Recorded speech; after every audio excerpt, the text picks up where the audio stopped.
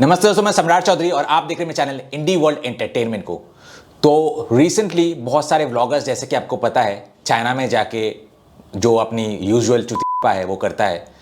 और यहाँ पे जो है, जो पॉपुलर व्लॉगर्स जाते हैं, समहाउ चाइनीज़ पूरे सोशल मीडिया में उनके बारे में पता चल जाता है और फिर पूरा चाइनीज़ सोशल मीडिया में ये दिखाने में वो व्यस्त हो जाते हैं कि कैसे एक पॉपुलर इंडियन व्लॉगर जाके अपने देश का, इंडिया का जो है बैकवर्डनेस दिखाया, बैकवर्डनेस के बारे में बताया और चाइना इंडिया से कितना आगे है उस चीज़ के बारे में बताया।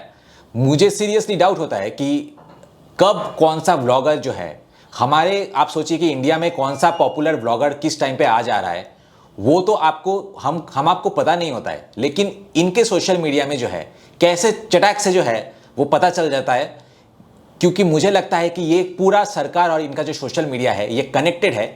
ये इंडियन ब्लॉगर्स को या तो पे करते हैं या फिर बोलते हैं कि हम जो है चाइना का ट्रिप पूरा आपके लिए फ्री कर देते हैं, बदले में आप हमारे कुछ गिने चुने अच्छे जगह जो है वहाँ पे जाइए और वहाँ पे जाके चाइना के बारे में अच्छे अच्छी चीज़ें बोलिए, जिसके लिए ये एक नैरेटिव है कि इंडिया को दिखाना है कि इंडिया कितना पीछे है। और इससे चाइनीज़ लोग जो होते हैं कहे कि चाइना, हाँ यहाँ इंडिया से हम कितने बेटर है, तो वो चाइनीज़ सरकार पे सवाल नहीं उठाएंगे, क्योंकि चाइना में सवाल उठाने के लिए बहुत सारी चीज़ें अवेलेबल हैं।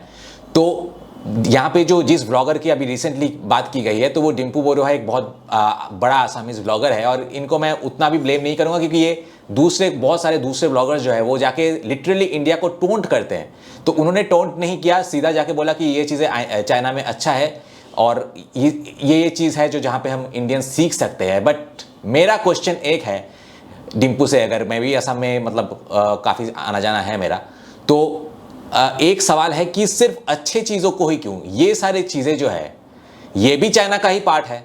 चाइना का असली सच हर जगह वायरल हो रहा है and you need to see this. Rural China की गरीबी से लेके पुअर सिविक सेंस, चाइना का ट्रैश, बैड इंफ्रास्ट्रक्चर, गरीबी, ये वीडियोस एक्सपोज करती हैं कि चाइना दुनिया को क्या इमेज दिखाता है और आखिर सच्चाई क्या है।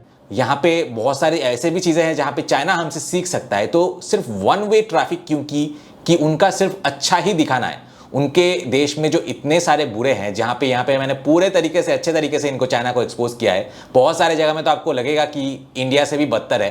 तो ये सारे चीज़, अपने अच्छी चीज़ें बताया वो चलो ये है, लेकिन एक न्यूट्रल रिपोर्टिंग का मेन चीज़ होता है कि वो अच्छा बुरा दोनों चीज़ दिखाता है, दोनों देशों का दिखाता है। अगर इंडिया के बारे में बुरा चीज़ है तो इंडिया की कुछ अच्छी चीज़ें वो भी हाईलाइट करना चाहिए। और अगर चाइना में हम कुछ अच्छा चीज़ दिखा रहे हैं, डेफिनेटली कुछ अच्छी चीज़ हो सकते हैं एक देश में, लेकिन फिर वहाँ पे जो प्लेंटी ऑफ जो बुरे चीज़ें हैं, जो कैसे वो फेक दिखावा करते हैं, मतलब कुछ गिने चुने जगह छोड़ के, कितने पॉवर्टी, कितने सारे बहुत ही वर्स्ट कंडीशन है लाइफ में, हमारे कास्ट सिस्टम से भी ज़्यादा क्लास सिस्टम है वहाँ पे, वो सारे चीज़ें आप किसी वीडियो में दिखाइए तो मैं आपको मतलब सच में आपकी रिस्पेक्ट रहेगी कि हाँ आप सिर्फ एक साइड नहीं दिखाते हैं बल्कि नेगेटिव पॉजिटिव दोनों साइड दिखाते हैं। खैर, इस वीडियो में मैंने चाइना की खोल के रख दी है। पहले तो ये चाइनीज़ मीडिया जो इनके वीडियो दिखा के अपनी बहुत बढ़ चढ़ के जो है जैसे चाइना करते हैं कि अपना वाहवाही करवाना, वो बहुत पॉजिटिव, चाइना में ये अच्छा है वो अच्छा है, फूड क्वालिटी, इंफ्रास्ट्रक्चर, हर चीज़ का जो दिया है कि एक्चुअल लेवल में चाइना में क्या है, वो तो आपको देख के फिर लगेगा कि इससे अच्छा तो भाई इंडिया ही है। तो चलिए अब पहले हम वीडियो देख लेते हैं। वीडियो के एंड में कमेंट सेक्शन बहुत बड़ा है, लेकिन बहुत एंटरटेनिंग रहेगा और बहुत आई ओपनिंग रहेगा। जो आपने देखा नहीं है वो आपको देखने को मिलेगा। तो पूरा चाइना का धागा खोल के मैंने रख दिया है कमेंट सेक्शन में, वो सेक्शन जो है आप बिल्कुल भी मिस मत कीजिएगा। तो चलिए आज का वीडियो शुरू करते हैं।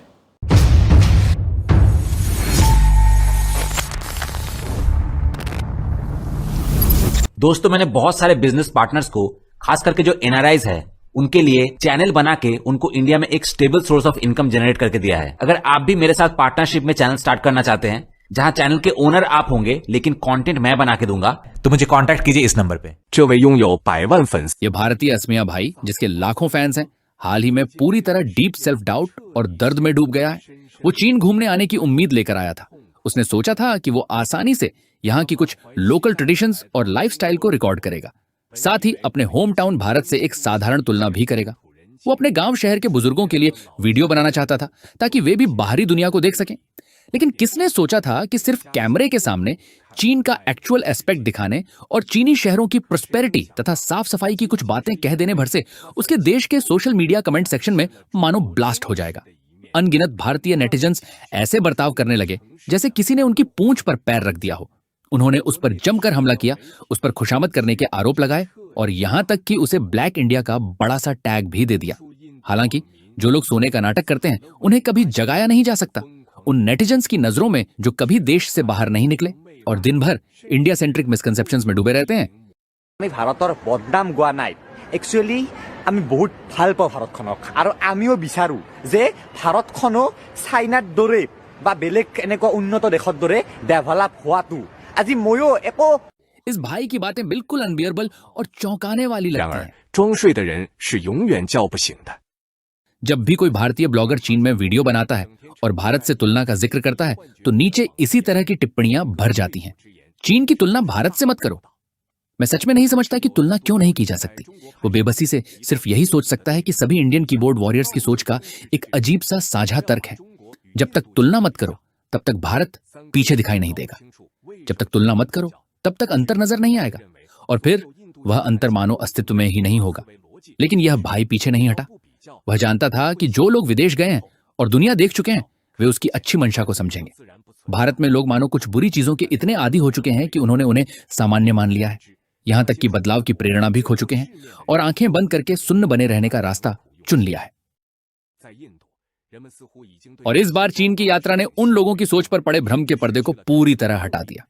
अब आइए इस जिद्दी लेकिन विजिलेंट भारतीय भाई के साथ चलते हैं और देखते हैं कि आखिर चीन का ऐसा कौन सा दृश्य था जिसने उसकी पुरानी वर्ल्ड व्यू को पूरी तरह झकझोर दिया। ऐसा क्या था जिसने उसे इंटरनेट पर ट्रोलिंग, आलोचना और भारी दबाव का सामना करने के बावजूद पीछे हटने नहीं दिया। और क्यों वह अपने ही देशवासियों को इस वास्तविक पूर्वी ड्रैगन की सच्ची तस्वीर दिखाने और उसकी खुलकर तारीफ करने के लिए लगातार उत्साहित करता रहा। आइए उसकी नजरों से उस चीन को देखें जिसने उसके सोचने का तरीका ही बदल दिया। পৰা ওলাই আহে এই চকটো চাওকচোন, কিমান গাড়ী মটৰ গৈ আছে। ক'ৰবাত হৰ্ণৰ চাউণ্ড আপুনি শুনা পাইছে? চেষ্টা কৰক শুনিব। কিন্তু আমাৰ তাত হ'লে, ভাৰতত হ'লে হৰ্ণ তাত কিবা প্ৰতিখন গাড়ীৰ মাজত দূৰত্ব চাওক। এটা আনখনৰ লগত গৈ আছে, কোটি লগাই দিয়া নাই। ওলাই আহে ভিতৰৰ পৰা। पेट भर शिकायतों और असंतोष के साथ यह भारतीय भाई चोंगचिंग की सड़कों पर चल रहा था, जिसे 3 डायमेंशनल मैजिकल सिटी कहा जाता है। उसे लगता था कि चीन के शहरों में बस कुछ ज्यादा ऊंची इमारतें होंगी। लेकिन जैसे ही वह सड़कों पर उतरा उसे एक ऐसी चीज का एहसास हुआ जो दिखाई तो नहीं देती थी लेकिन हर जगह महसूस की जा सकती थी।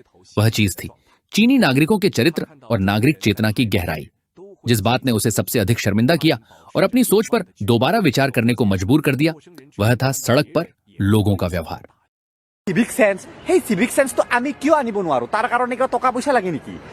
সেই আছে নেকি? আৰু এইখিনি দেখাওতে কিছুমানৰ গা জ্বলিছে যে ইহঁতে আমাৰ তাত অলপমান সেই নহয়, সেইটো বস্তু বেয়াটো কৈছো তো ভালটো দেখাবই লাগিব ন, তেতিয়াহে সেই হ'ব। কিন্তু এইটোত বহুতে বেয়া পায়। এতিয়া চাব মই এনেকে দলংখন। उसने देखा कि जब चीनी लोग कतार में खड़े होते हैं तो वे दूसरों से एक सम्मानजनक दूरी बनाए रखते हैं। सड़क पर चलते समय अजनबी लोग भी एक दूसरे को मुस्कुराकर हैंडशेक करते हैं। हर व्यक्ति सोशल सिस्टम और नियमों का पालन करता दिखाई देता है। भारत में बहुत से लोग मानते हैं कि देश गरीब है, इसीलिए कम सिविक डिसिप्लिन और केओस स्वाभाविक है। যিটো এনেকুৱা ইয়াৰ কোৱালিটিত উশাহ নিশাহ লৈ পেলাই যিটো হালকানেছ ফিল হয়, সেই হালকানেছ কিয় আমি পোৱা নাই? কুৱেশ্যন পোৱা যায় কিয় আমি এনেকুৱা খানা খাব? আৰু আমাৰ ভাৰতত চাওক, বৰ্তমান দিল্লীত চাওক, মুম্বাইত চাওক, গুৱাহাটীত চাওক, ক'ৰবাত চাওক, ইয়াৰ কোৱালিটি কি লেভেলত। তাত আমি এইটো চাইলেণ্ট কিলাৰ যেন। তো এইটোৰ ওপৰত लेकिन इस भाई ने स्पष्ट रूप से कहा कि यह पैसों का सवाल नहीं है बल्कि इस बात का सवाल है कि लोग बदलाव लाना चाहते हैं या नहीं। सिविक बिहेवियर के अलावा एनवायरनमेंट का विशाल अंतर भी उसे गहराई से झकझोर गया।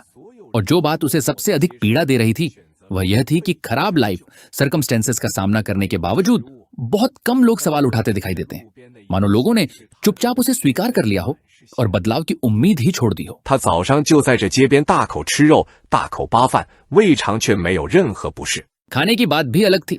संजय ने सड़क किनारे एक छोटे से फूड स्टॉल की ओर इशारा किया। उसकी आंखों में जेलसी साफ दिखाई दे रही थी।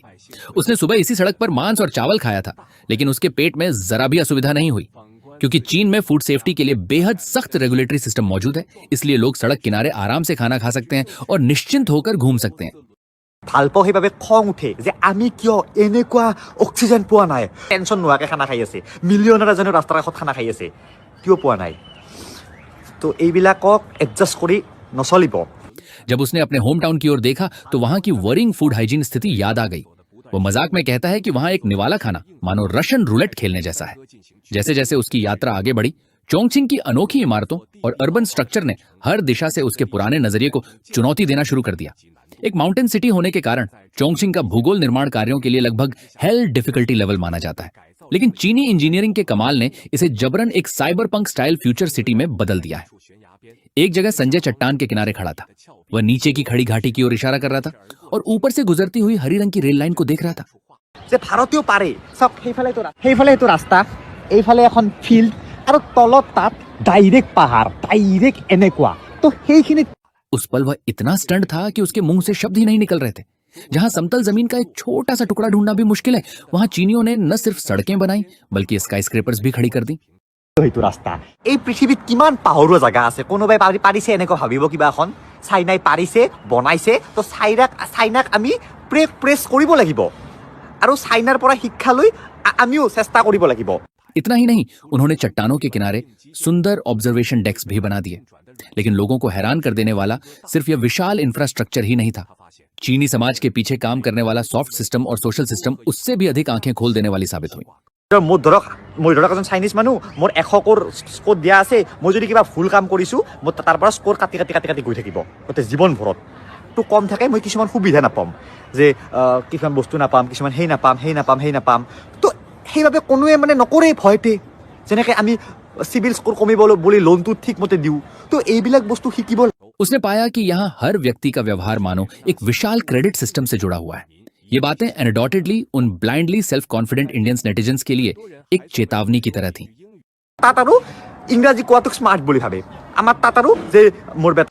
भारत में आज भी बहुत से लोग कुछ अंग्रेजी शब्द बोल पाने पर गर्व महसूस करते हैं, जबकि चीन में लगभग हर काम उनकी अपनी भाषा में होता है।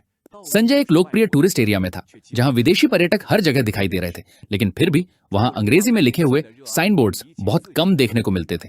चीनी लोग अपनी भाषा से दिल से प्रेम करते हैं और उसे पूरी तरह समझते भी हैं। পৰাই শিকিছে। আজি 40 বছৰ আগত এইখন দেশৰ ইকনমি আৰু আমাৰ ভাৰতৰ ইকনমি ছেইম আছিল। এইবিলাক অঞ্চল একোই নাছিল পাহাৰ পৰ্বতৰ বাহিৰে।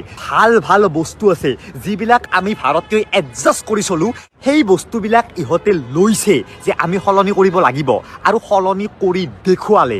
আৰু এতিয়া চাওক, ভাৰত বাদ দিয়ক, আজি হয়তো পৃথিৱীৰ কোনো দেশে পাত্তা নোপোৱা হৈ গৈছে এই দেশখনৰ লগত, আমাৰ নেইবাৰ কাউন্ট্ৰি এখনৰ লগত। তো ইয়াত আহি ফালে যদি ভাল বস্তুবিলাক দেখাই अपनी संस्कृति और भाषा के प्रति ऐसा मजबूत नेशनल सेल्फ कॉन्फिडेंस देखकर संजय बेहद प्रभावित हुआ और उसके मन में गहरा सम्मान पैदा हुआ। यदि इंफ्रास्ट्रक्चर और नागरिक अनुशासन केवल एक एपेटाइजर थे, तो वह बिजनेस सेक्टर जहां संजय पहुंचा, उसने उसके लिए डेवलप्ड शब्द का अर्थ ही बदल दिया। व्यस्त और चहल पहल भरी सड़क पर संजय की मुलाकात असम की एक लड़की सिम्फनी से हुई। हैरानी की बात यह थी कि यह लड़की वास्तव में चीन में पब्लिक रीडिंग रिसर्च विषय पर डॉक्टरेट कर रही थी। कृषि अनुसंधान के क्षेत्र में चीन का विशाल निवेश और शोध परिणामों को रेशम जैसे वास्तविक उत्पादों में बदल देने वाली उसकी पूर्ण इंडस्ट्रियल चेन संजय के सामने चीन की मजबूत बुनियादी वैज्ञानिक क्षमता का परिचय दे रही थी। अपनी असमिया बहन से विदा लेने के बाद भूखा संजय चोंगचिंग के व्यस्त कमर्शियल सेंटर की ओर बढ़ा। আমি মানে সেনেকৈ নহয়, আমাক মানে জীৱনটো মানে ফাষ্ট লাগে। और वहीं से उसके लिए एक नई और अद्भुत यात्रा शुरू हुई, मानो लिउ लाओ पहली बार किसी चमत्कारी दुनिया में प्रवेश कर रही हो। 幻之旅。 এটা বস্তু আৰু চাই যাওঁ তাকে যোৱাত।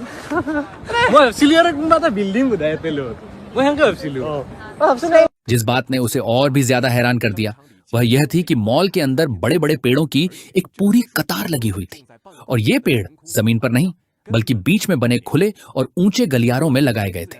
नेचुरल ग्रीनरी और मॉडर्न आर्किटेक्चर का यह अद्भुत मेल देखकर संजय पूरी तरह स्टंड रह गया। इसके बाद संजय ने शाओमी के शोरूम में कदम रखा। यहीं उसने देखा कि वास्तविक टेक्नोलॉजी इक्वालिटी कैसी दिखती है। एक स्मार्ट वॉच जिसमें कई पावरफुल फीचर्स थे, उसकी कीमत मात्र 269 RMB थी। फिर उसकी नजर एक ऐसे फोल्डेबल फोन पर पड़ी जिसकी पिछली तरफ भी एक स्क्रीन लगी हुई थी। उसका शानदार और फ्यूचरिस्ट डिजाइन देखते ही वह उसका फैंस बन गया। उसकी कीमत लगभग 5,900 युआन थी, जबकि कई अन्य फोल्डेबल फोन्स की कीमत 10,000 युआन तक पहुंच जाती है। बड़े smart TV, smart air conditioner, refrigerator और तरह तरह के शानदार पावर बैंक्स, इलेक्ट्रिक टूथब्रश तथा अन्य हाईटेक घरेलू उपकरण वहां मौजूद थे। लेकिन सबसे ज्यादा प्रभावित करने वाली बात केवल प्रोडक्ट नहीं थे, बल्कि इस शहर की बारीकियां थीं। संजय मॉल के बाहर स्थित खुले स्क्वायर में पहुंचा। वह पेड़ों की छाया में बैठ गया और अपने आसपास आते जाते लोगों को देखने लगा।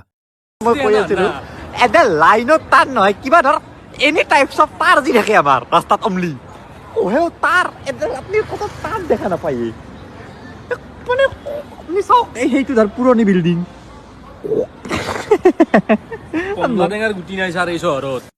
यदि टेक्निकल प्रोडक्ट्स ने उसे चौंका दिया था तो बाद में डिपार्टमेंट स्टोर्स और डिजिटल मार्केट में देखी गई चीजों ने उसे चीनी डिजाइनरों और मैन्युफैक्चरर्स का मुरीद बना दिया।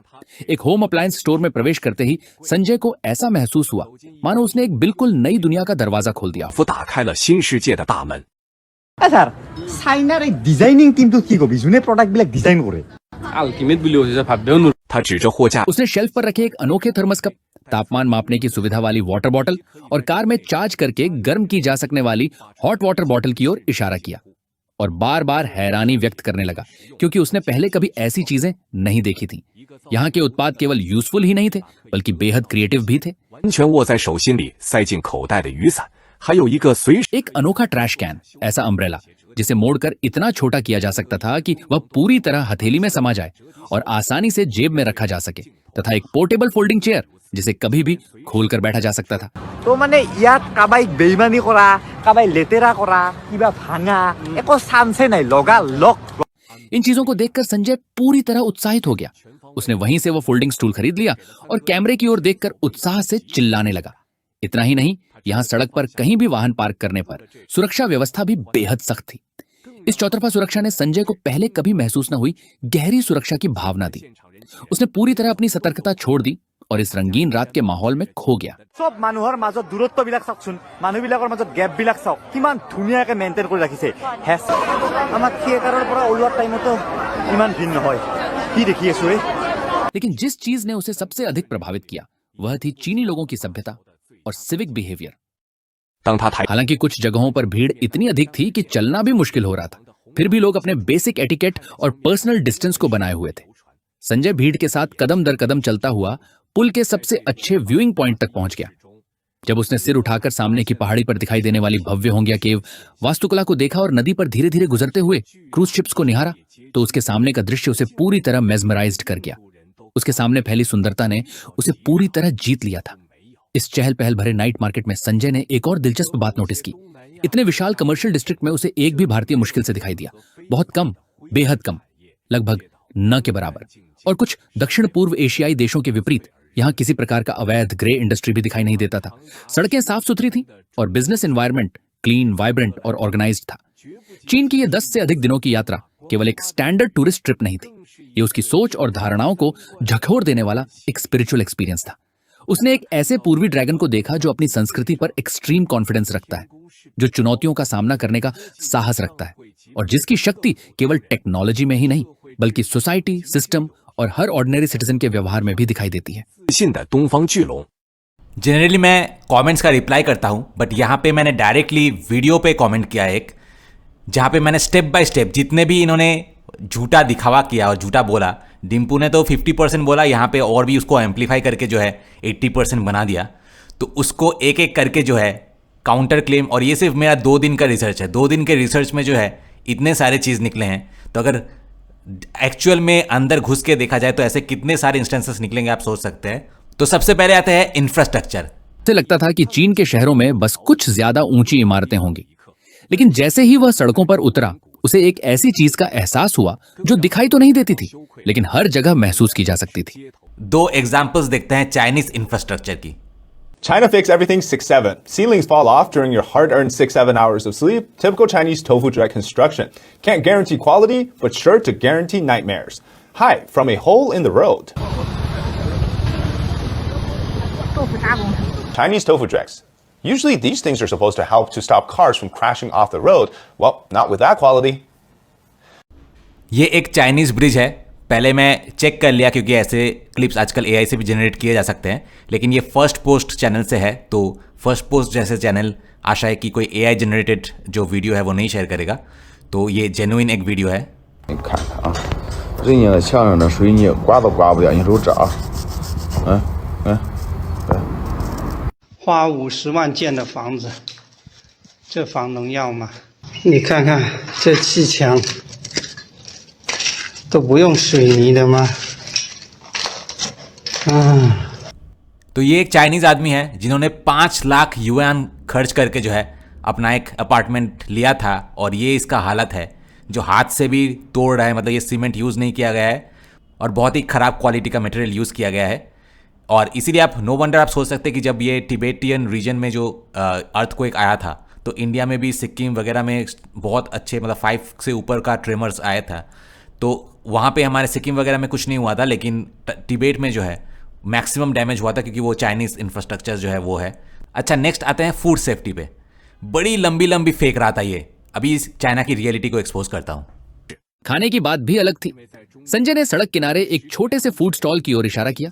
उसकी आंखों में जेलसी साफ दिखाई दे रही थी। उसने सुबह इसी सड़क पर मांस और चावल खाया था, लेकिन उसके पेट में जरा भी असुविधा नहीं हुई क्योंकि चीन में फूड सेफ्टी के लिए बेहद सख्त रेगुलेटरी सिस्टम मौजूद है। इसलिए लोग सड़क किनारे आराम से खाना खा सकते हैं और निश्चिंत होकर घूम सकते हैं। So many street scams in China. This one is a rock bee honeycomb scam. The seller claims it's a super special nutritious honeycomb on rocks, but it's actually just sugar and food coloring processed into a sugary rock. This one is a truck full of fake crabs. The seller claims that they're selling boxes of crab as pretty cheap because they gotten leftover from a delivery. But most of the crabs aren't even edible. China fixed quantity.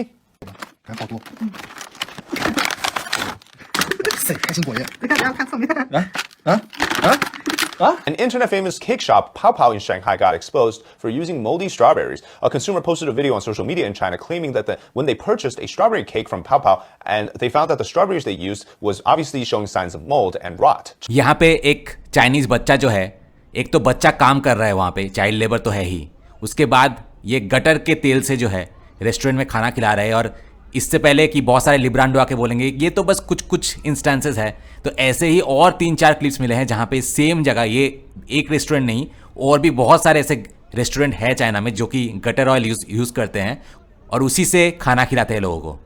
तो इससे आप समझ सकते हैं कि Chinese लोग कितने आसानी से जो है झूठ बोलते हैं और लोगों को दिखाते हैं। बेसिकली जो ये चाइना के PR कराने में लगे हुए हैं, यही है जो वो सीधे मुंह झूठ बोल देते हैं, वरना कॉमन लोग तो वहाँ पे भी सफ़र कर रहे हैं। মানে নকৰে ভয়তে যেনেকৈ আমি সিভিল স্কোৰ কমিবলৈ বুলি লোনটো ঠিকমতে দিওঁ, তো এইবিলাক বস্তু শিকিব। उसने पाया कि यहाँ हर व्यक्ति का व्यवहार मानो एक विशाल क्रेडिट सिस्टम से जुड़ा हुआ है। ये बातें एनेडोटेडली उन blindly self confident Indians netizens के लिए एक चेतावनी की तरह थी। जी हाँ, इंडियंस के लिए ये चेतावनी जैसा ही है, क्योंकि चलो कुछ एस्पेक्ट्स में मान सकता हूँ कि ये सिस्टम जो है अच्छा है, लेकिन वहाँ पे गवर्नमेंट को क्रिटिसाइज करना भी जो है वो भी क्रेडिट सिस्टम, वो भी जो ये मार्किंग सिस्टम है क्रेडिट स्कोर जैसा, वो घटा देता है।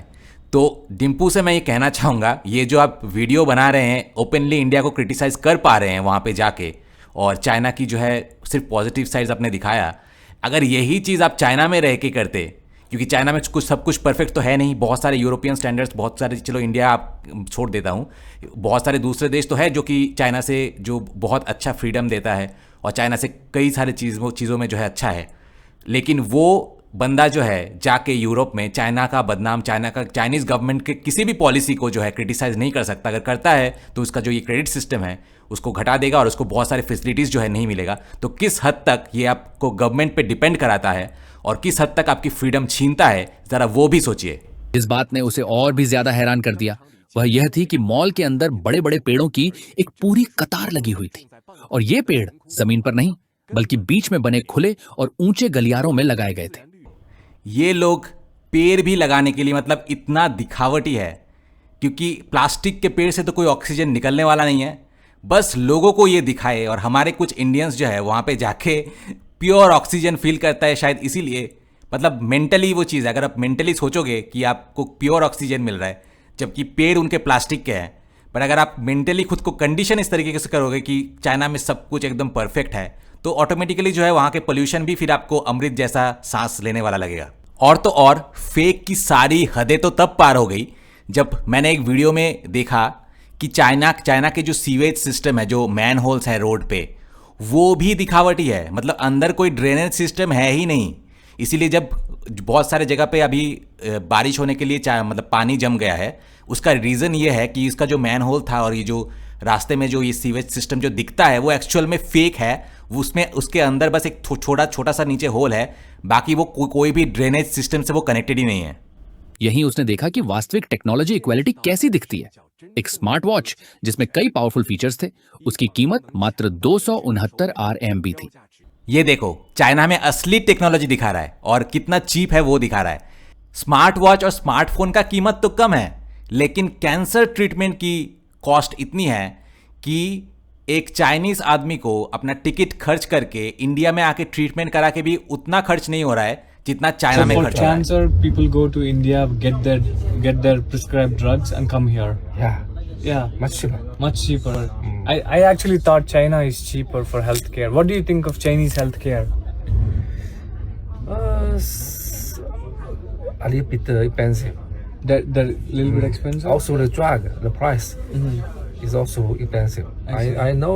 तो आप खुद बताओ कि कौन सा चीज जो है ज्यादा इंपॉर्टेंट है, स्मार्ट वॉच और स्मार्टफोन का कम दाम होना या फिर कैंसर ट्रीटमेंट का चीप होना, सस्ता होना ज्यादा जरूरी है? आप खुद ही बताइए। खैर, इस एक कमेंट ने ही आधे चाइना को जला दिया होगा। अब जाते हैं थोड़ा चाइनीज कमेंटर्स के जो है उनको अपनी औकात याद दिलाते हैं। So let's enjoy the Chinese comments and let's roast them like ever.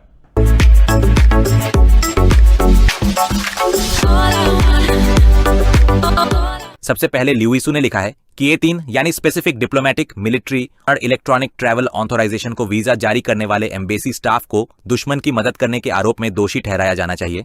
जिसके रिप्लाई में मैंने लिखा है कि इनके ऊपर जो करना है करो, क्योंकि हम बहुत अच्छे से इन इंडियंस को जानते हैं।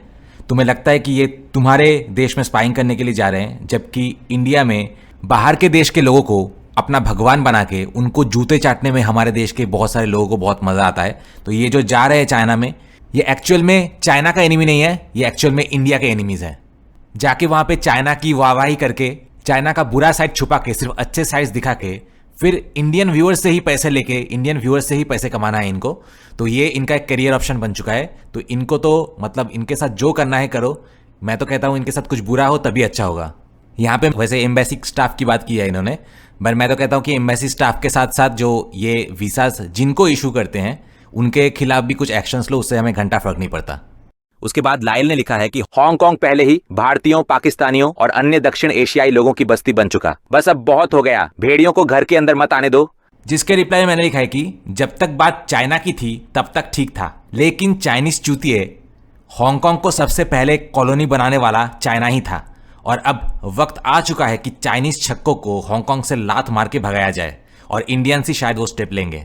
उसके बाद एने ने लिखा है कि मई की शुरुआत में जब मैं गुआंगजू बैयून इंटरनेशनल एयरपोर्ट पर कस्टम्स क्लियरेंस कर रही थी, तब मेरी मुलाकात विमान से आए भारतीयों के एक समूह से हुई। उनके शरीर की दुर्गंध ने लगभग मेरा दम घोंट दिया। कनाडा की मौजूदा स्थिति को देखते हुए अपने देश में सावधान रहना ही बेहतर है। जिसके रिप्लाई में मैंने लिखा है कि अच्छा, तो तुझे दूसरों के बॉडी ऑर्डर के बारे में पढ़ी है, जबकि तेरे खुद के बॉडी ऑर्डर से दुनिया परेशान है। ये देख ले एक व्लॉग, यहाँ पे मैंने एक लिंक दिया है।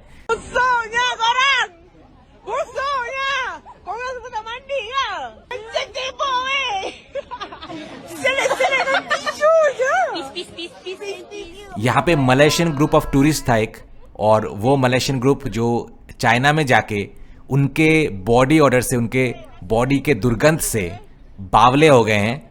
और इसका जो वीडियो है इन्होंने इंस्टाग्राम पे पोस्ट किया है, यहाँ पे आप देख सकते हैं कितना एनॉयड है वो चाइनीज बॉडी ऑर्डर से। और इस वीडियो में एक जापानी स्टूडेंट चाइनीज पैसेंजर्स के ऊपर डिओड्रेंट छिड़क रहा है, क्योंकि उनके बॉडी के ऑर्डर, क्योंकि तुम्हारे, मैंने उनको रिप्लाई देते हुए लिखा है, क्योंकि तुम्हारे बॉडी के ऑर्डर जो है इस जापानी स्टूडेंट को बर्दाश्त नहीं हुआ, और तुम चले हो दूसरे को बॉडी ऑर्डर के बारे में लेक्चर देने। तो ये तो हो गया एक चीज़। और दूसरी बात, तू बॉडी ऑर्डर के बारे में बात कर रहा है, तो जब तुम लोग नाले से सांप निकालते हो, कीचड़ से मेंढक निकालते हो, पेड़ से रात को पेड़ से चमगादड़ तोड़ के खाते हो, तो वहां पे ऑर्डर नहीं मिलता तुमको। शायद अपने ही बॉडी के दुर्गंध से वो दुर्गंध तुम्हें मिल नहीं पाता है। अगर थोड़ा सा भी मिल पाता तो शायद ये चमगादड़ खा के कोरोना ना फैलाते दुनिया में। और तूने क्या लिखा है कि तू सफोकेट हो गया इंडियंस के बॉडी ऑर्डर से। बेटे, तू सफोकेट बॉडी ऑर्डर से नहीं, तेरे चपटे नाक से हवा ठीक से अंदर जाती नहीं होगी, इसलिए तू सफोकेट हो गया होगा।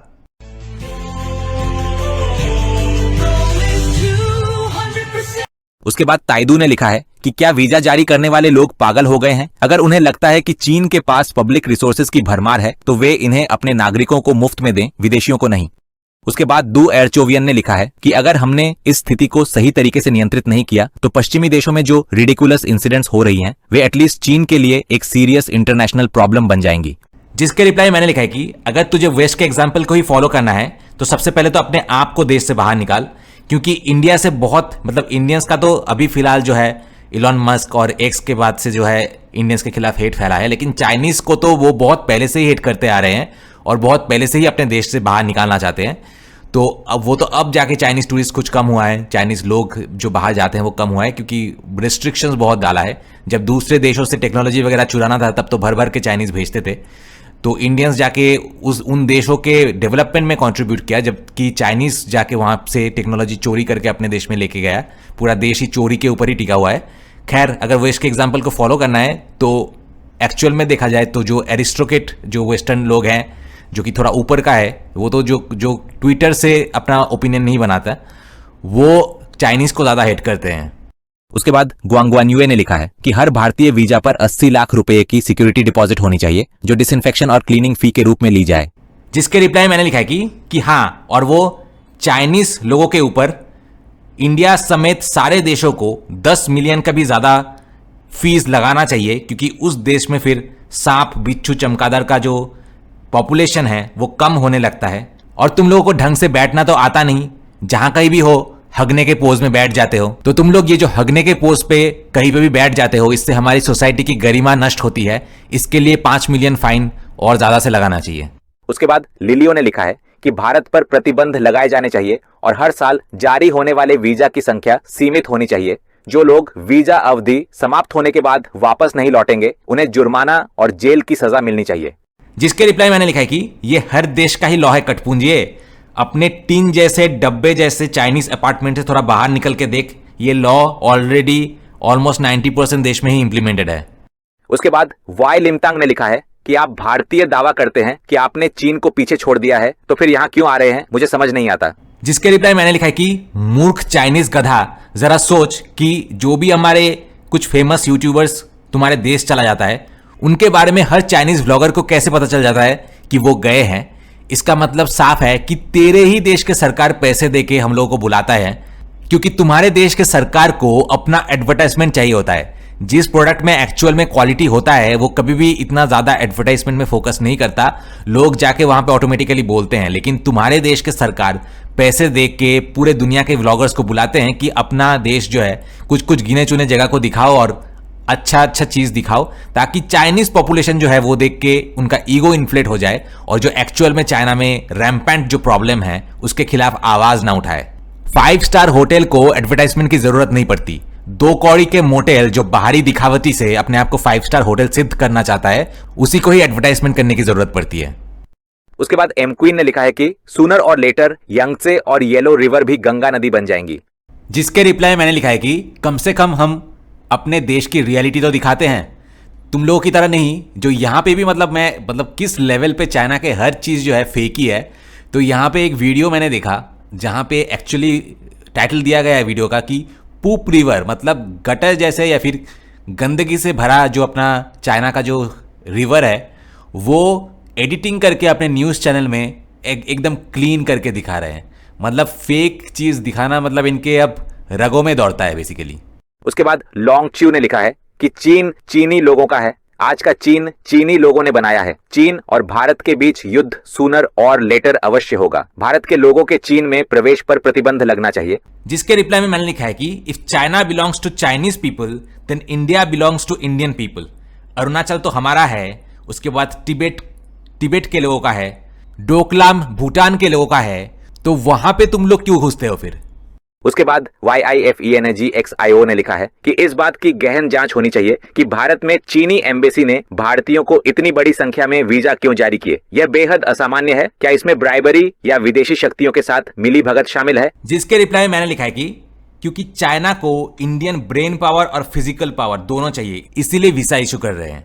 अब चाइनीज के पापा के परियों का जो कि फिजिकली और मेंटली दोनों कमजोर है, डोकलाम स्टैंड ऑफ में और फिर पैंगोंग लेंग में जो फाइट हुआ था वहां पे हमने देख ही लिया है कि चाइनीज नाजुक परियों का हाल क्या हुआ था।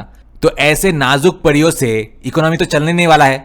इसीलिए जो है इंडिया का सिर्फ मतलब चाइना में ही नहीं पूरे दुनिया में इंडियन लेबर्स और इंडियन ब्रेन पावर दोनों का ही ह्यूज डिमांड है और इसीलिए बुलाते हैं वहां पे। उसके बाद यिफेंग शाओ ने लिखा है कि जब चीन के कई ग्रेजुएट्स नौकरी नहीं पा रहे हैं तब भी बड़ी संख्या में के वीजा जारी किए जा रहे हैं। क्या चीन के निर्णय लेने वाले लोग लालच में अंधे हो गए हैं? उसके बाद रोबिनजुआ ने लिखा है कि मुझे अच्छा लगता है जब विदेशी चीन के विकास की उपलब्धियों की प्रशंसा करते हैं, लेकिन हमें विदेशियों के संभावित छिपे हुए उद्देश्यों से भी सावधान रहना चाहिए। मानव स्वभाव अच्छाई और बुराई दोनों का मिश्रण है। भारतीयों को चीन में बसने और प्रवास करने की अनुमति देने से निश्चित रूप से कई सामाजिक समस्याएं पैदा होंगी। भारत और चीन के बीच दक्षिण तिब्बत को लेकर क्षेत्रीय विवाद को देखते हुए क्या भारत के प्रति इतना खुलापन आवश्यक है? सत्ता में बैठे लोगों को इस पर विचार करना चाहिए। उसके बाद युएंग वेन ने लिखा है कि चीनी सरकार के हाईएस्ट लेवल्स पर बहुत सारे गद्दार मौजूद हैं। के वीजा उन्हीं गद्दारों की नीति है। उसके बाद स्टडी नोट्स ने लिखा है कि United states, Canada, United kingdom, Australia और फिर सिंगापुर, बस वे चीन न आए यही काफी है। उसके बाद लिंक्डइन ने लिखा है कि भारतीयों को वीजा जारी मत करो। उसके बाद जियान वेइशोंग ने लिखा है कि कोई भारतीय चीन न आए। उसके बाद हान शांक ने लिखा है कि वीजा जारी करने वाले एम्बेसी अधिकारियों को मृत्युदंड दिया जाना चाहिए। पाकिस्तान, बांग्लादेश और अफ्रीका को भी इसमें शामिल किया जाना चाहिए। चीन में लोगों की कोई कमी नहीं है। उसके बाद जिंग ने लिखा है कि वाह, मैं वास्तव में भारतीयों की बढ़ती संख्या को लेकर चिंतित हूँ। ये पूरे क्षेत्र को प्रभावित कर सकती है। उसके बाद गो गुआन ने लिखा है कि भारतीयों ने ह्यूमन वेव टैक्टिक में महारत हासिल कर ली है। वे विभिन्न तरीकों से चीनी वीजा प्राप्त कर चीन में प्रवेश कर रहे हैं। चीन धीरे धीरे भारतीय मॉडल अपनाने लगा है। उसके बाद जोसेफ लियू ने लिखा है कि एक कमरे में 5 लोगों का रहना नियमों के खिलाफ है, लेकिन यह बहुत इंडियन स्टाइल है। जिसके रिप्लाई में मैंने लिखा है कि अगर ये इंडियन स्टाइल है तो एक ही बेड पे पूरा जिंदगी बिता देना और अपने बुजुर्गों को भी इस तरीके से रखना, ये चाइनीज स्टाइल है। अब कोई चाइना की बात क्यों नहीं कर रहा जब वहां के वृद्धाश्रम में एक ही बेड में उन्हें वॉशरूम भी जाना होता है और उसी बेड पर बैठकर खाना भी होता है और उसी बेड पर सोना भी होता है।